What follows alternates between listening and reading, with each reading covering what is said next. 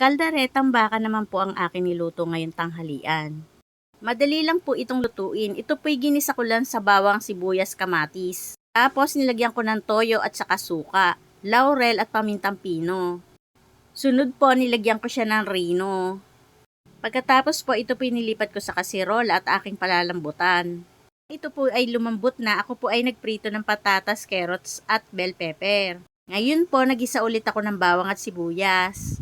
Tapos, akin na pong binuhos yung aking pinalambutan sa kasirolang baka. Masarap sana kung ito ay pinakuluan ko sa gata ng inyog. Ngayon po, nilagyan ko siya ng 2 kutsarang tomato sauce at 2 pirasong siling labuyo. Siyempre, kailangan maanghang kasi nga kaldareta.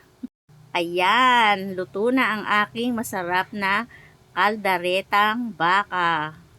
O, diba, napakadali lang iluto. Ito po ang aming tanghalian ngayon. Kalderetang baka. Try nyo mga mami, ang sarap niyan.